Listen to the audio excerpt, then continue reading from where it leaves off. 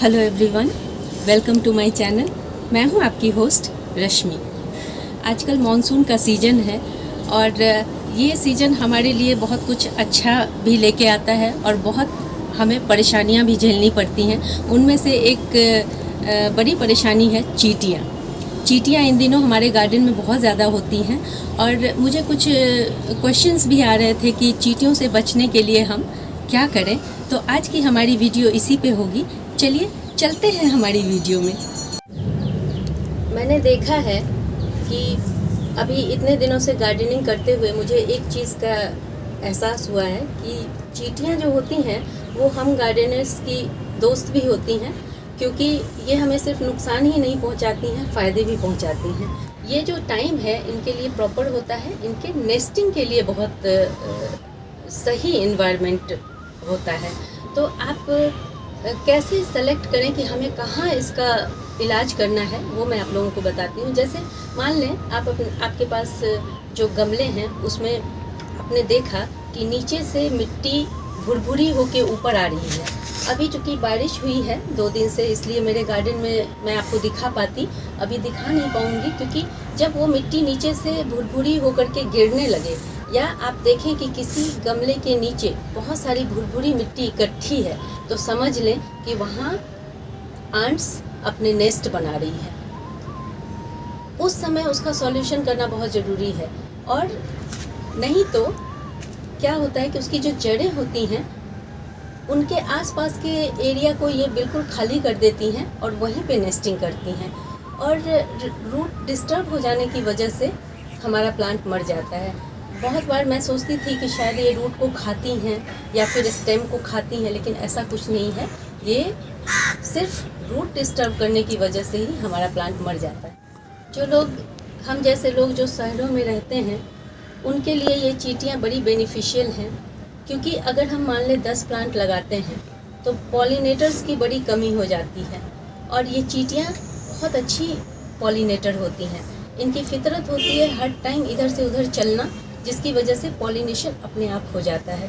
तो थोड़े बहुत चींटियाँ देखें तो उनको अपना फ्रेंड ही समझें। लेकिन आपके गार्डन में आज मैं आपको कुछ ऐसा सॉल्यूशन बताने वाली हूँ जो बहुत ही इजी है और जिसको आप बहुत आसानी से घर के ही चीज़ों से उसका सॉल्यूशन कर सकते हैं। तो देखें यहाँ मैंने क्या क्या चीज़ें ली हुई हैं।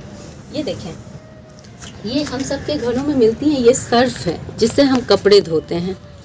ये बहुत इफ़ेक्टिव होता है और मैं बताऊंगी कि इसका कैसे इसको यूज़ करना है। मेन चीज़ होती है इसको यूज़ करने का तरीका, जिससे आपका प्लांट सुरक्षित रहे। ये है हल्दी। हल्दी के बारे में तो हम सब जानते हैं कि इसमें कुछ ऐसे एजेंट्स होते हैं जो चींटियों को बिल्कुल पसंद नहीं आते, इसकी वजह से वो इससे दूर रहते हैं। ये है सिनेमन पाउडर। इसको मैंने अच्छे से मिक्सी में पीस करके मैं हमेशा अपने पास रखती हूँ। इसकी स्मेल से ये भाग जाती हैं चींटियाँ। और चौथा है विनेगर। ये भी हम सब के घरों में होती हैं, और अब मैं बताऊंगी कि इसका यूज़ किस तरह से हमें करना है।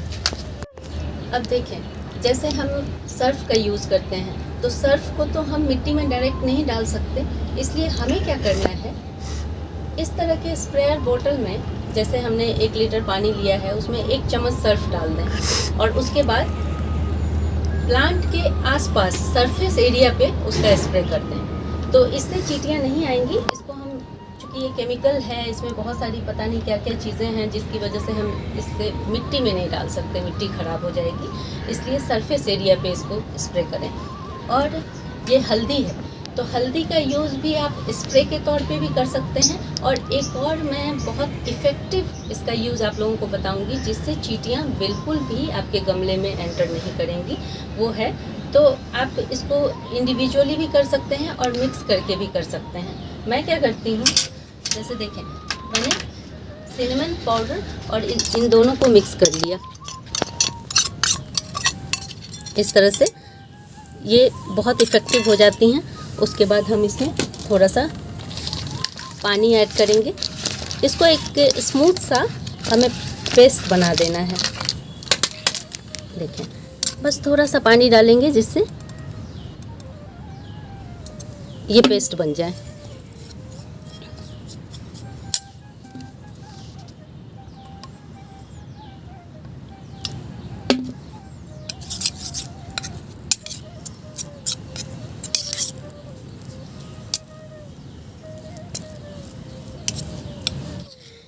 ये एक पेस्ट बन गया है।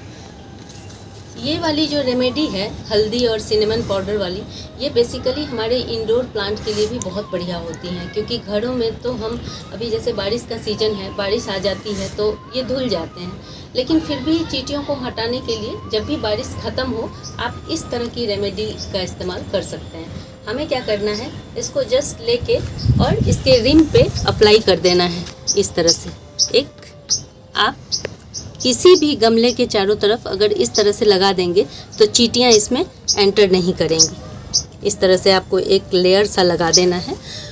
और दूसरा, इसको थोड़ा ऊंचे उठा के रखें। इसके नीचे या तो ईंट रखें या फिर कोई स्टैंड रखें, जिससे चींटियाँ नीचे से भी एंटर नहीं कर पाएँ। हमारा तीसरा जो तरीका है वो है विनेगर को पानी में डाइल्यूट करके उसका स्प्रे कर दें। ये विनेगर आसपास भी स्प्रे कर सकते हैं और थोड़ा बहुत मिट्टी और प्लांट पे भी चला जाए तो कोई इससे दिक्कत नहीं होगी। तो इस तरह से हम कैसे डाइल्यूट करना है, हाफ पोर्शन। मान लीजिए आपने 1 कप विनेगर लिया तो आप 1 कप पानी लेंगे, लेकिन अगर आप स्प्रे करते हैं प्लांट के ऊपर तो थोड़ा इसका रेशियो कम कर दें। सरफेस पे करना है तो ज़्यादा करना है और प्लांट पे करना है तो कम करना है, इसका ध्यान रखें बस। और आप देखेंगे कि चींटियाँ बिल्कुल भी आपके गमले में एंटर नहीं करेंगी। जब भी आप इस तरह की रेमेडी का इस्तेमाल करते हैं तो एक चीज़ का ध्यान रखें कि जब भी बारिश होके चली जाती है तब आप इसका इस्तेमाल करें। और जो इस तरह की चींटियाँ और जो इस तरह के इंसेक्ट होते हैं, उनकी ये प्रवृत्ति होती है कि वो बार बार एक ही जगह आते हैं। आपने मान लीजिए एक बार इसका स्प्रे कर दिया, फिर भी आप देखेंगे कि वो आना चाहेंगी, लेकिन जब आप रिपीटेडली इस तरह से करते हैं तब उनको ये पता चल जाता है कि ये प्लेस उनके नेस्टिंग के लिए सही नहीं है, उनके रहने के लिए सही नहीं है, फिर वो आपको दिखाई नहीं देंगे। तो ये सिंपल टिप्स एंड ट्रिक्स हैं जिनको फॉलो करके आप अपने घर के अंदर भी और बाहर भी प्लांट को सुरक्षित रख सकते हैं। एक बात बताना चाहती हूँ कि ये जो चींटियाँ होती हैं ये हमारी दोस्त भी होती हैं, और मानसून के अलावा आपको किसी और सीज़न में ये दिखें तो प्लीज़ इन पे ज़्यादा ध्यान देने की ज़रूरत नहीं है, इनको इग्नोर करें, क्योंकि ये बहुत सारी चीज़ों में हमारी हेल्प करती हैं। जैसे मिट्टी को एयरेट करती हैं, मिट्टी में टनल बना के इधर से उधर जाती आपको हमेशा दिखेंगी, तो उससे हमारे जड़ों को ऑक्सीजन मिलता है। दूसरा है कि जितने पेस्ट्स होते हैं आपके प्लांट में, उनके अंडों को या फिर उनसे एक टाइप का सिक्रेशन उनके बॉडी से होता है जो मीठा होता है, तो उनके अंडों को भी ये खाती हैं। दूसरा, जो मरे हुए कीड़े मकोड़े होते हैं उनको मिट्टी में उनको खा के मिट्टी को फर्टिलाइज करने का भी काम करती हैं।